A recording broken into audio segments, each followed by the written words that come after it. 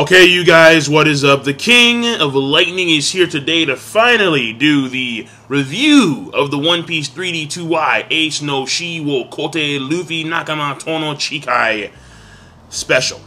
Now, this, if you guys don't already know, I already did a live stream. I did that Saturday night, Sunday morning, and the links will be right here. It was really cool. Once again, gonna give props to all those who could show up. We watched it together. Real nice, real fun. So, this is the review. And by the way, the episode, if you haven't seen it, the link in the box below, it's on Crunchyroll. So you guys can watch it free, the entire damn thing.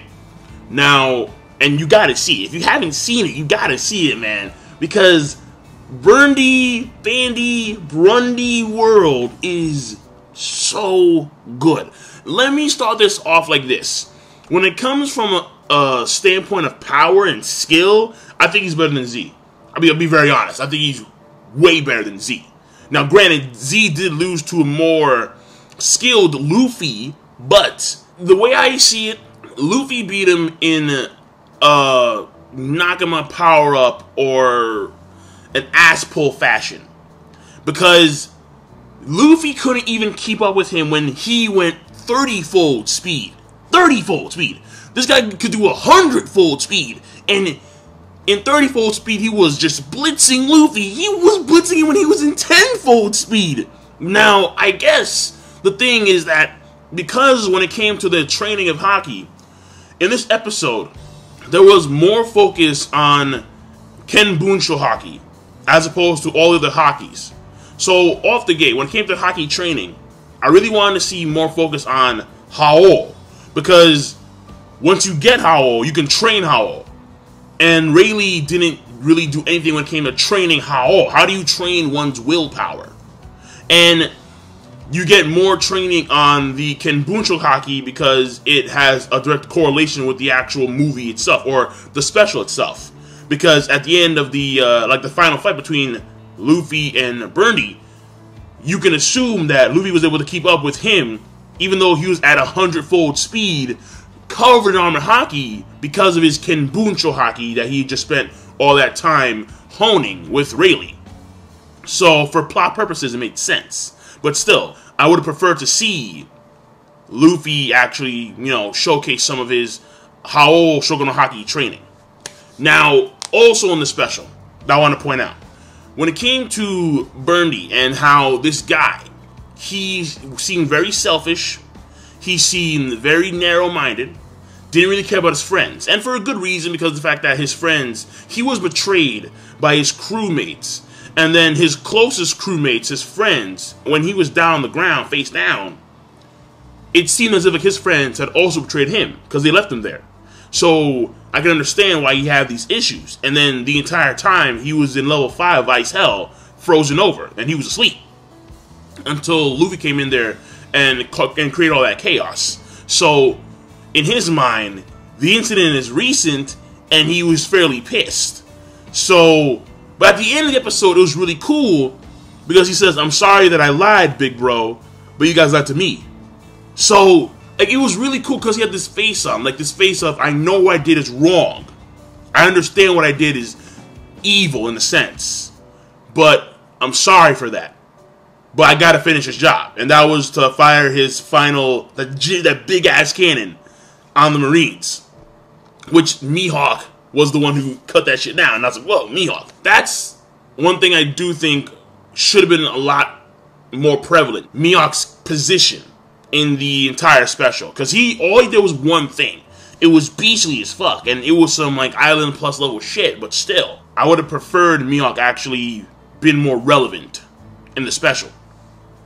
But at the same time, when you think about Brandy World, and how he was selfish, and how he's basically telling Luffy that I use my friends, my quote-unquote friends, I see them as tools, like the ship, like the cannon, they're tools to reach a particular goal. What Brandy World was saying is clearly against what Luffy believes, but at the same time, it's not far off from what Luffy does, you feel me? Because in the sense of the Straw Hat Crew, they all have their own goals to accomplish, and they're all going on this journey so they can all accomplish their goals.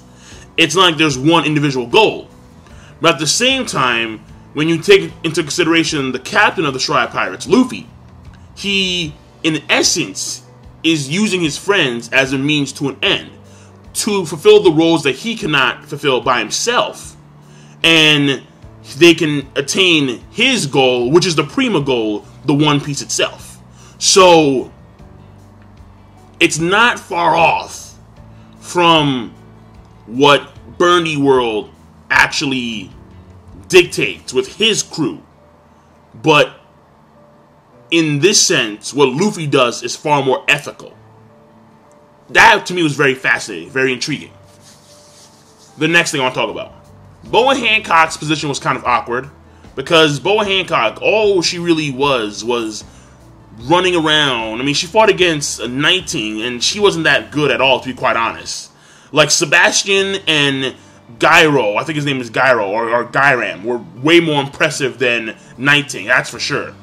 And to be quite honest, when it came to Boa Hancock's position, it was more or less like a fan service position, which to me I found a little bit like, I would have preferred Boa Hancock to be more imposing because she is a warlord, but that was her position in the entire thing, more or less fan service. Buggy was Buggy. He was just doing shit. He was doing all types of random shit. And though Hancock comes in there and she sneaks attack and beats Gyram or Giram, the thing here is that Buggy takes the credit for that, obviously, because he's Buggy.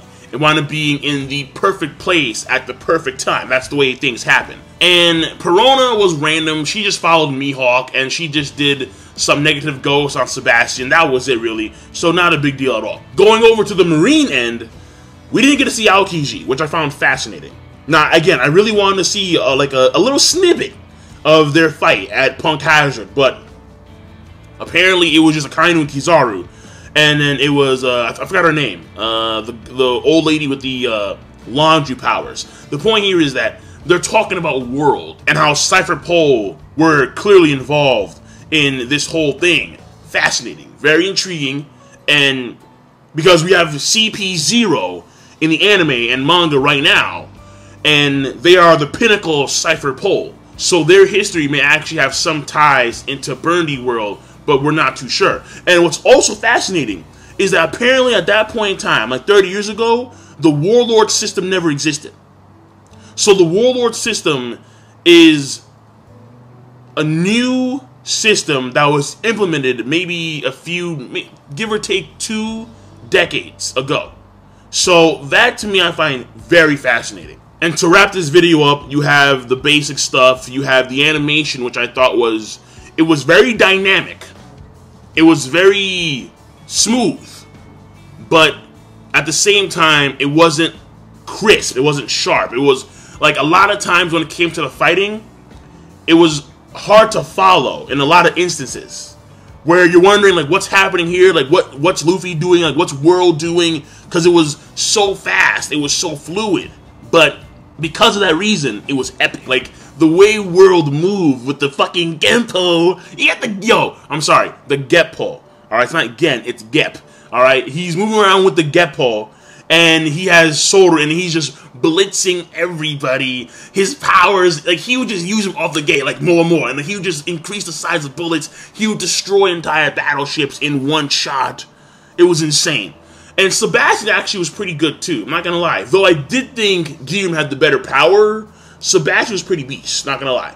It was just Knighting. Knighting and her fight with Boa Hancock could have been way, way better. It was more so of a joke fight than anything else, which is a shame. The ending, you get to see Sabo, alright? And Sabo looking real beast, obviously. He has the same, well, not the same, but he has a top hat like he used to have when he was a kid. He has that same old pipe, like, yeah, I got the pipe, yeah. And clearly he's giving homage to Ace, who died. And even Luffy, too, because you see the 3 sake cups. So that, to me, clearly symbolizes that Sabo is going to have... I mean, if you're an anime-only watcher, you can tell based on the special that Sabo is going to have a key role in these series later on. Alright? Sooner than later, I'll leave it up to you. So, that being said, the special overall, I think, is the best special. It's better than the Nami special, it's better than the Luffy special, it's better than the special of Mary. I think it's the best special. And the reason why is because of the fact that you have World. World is such an imposing, ferocious, badass, beastly villain. I love this dude. And at the end of the day, World himself, he admitted to his faults. I lied, and I'm sorry I lied. And the reason why I lied is because you guys lied to me.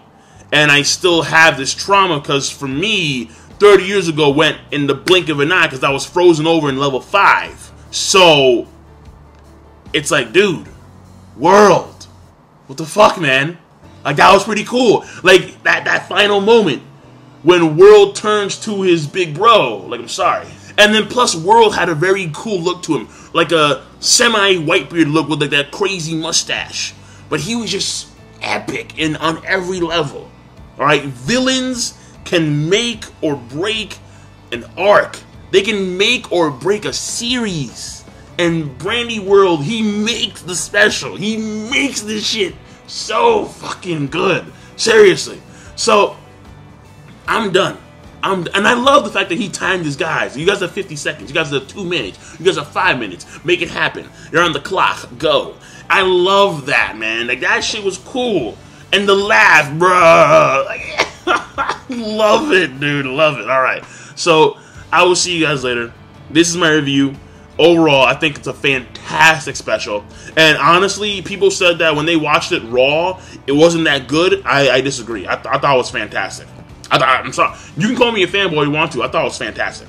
So I'm done. King Lightning, rate the video, comment, subscribe. What do you guys say about the special? Peace and have a nice day. And I may do like because I still want to talk about World. I want to go deeper if I can to World's character and not have to worry about covering other parts of the special. So I may do that later on at some point. Maybe like later this week, next week, we'll see. But I'm done. Have a nice one.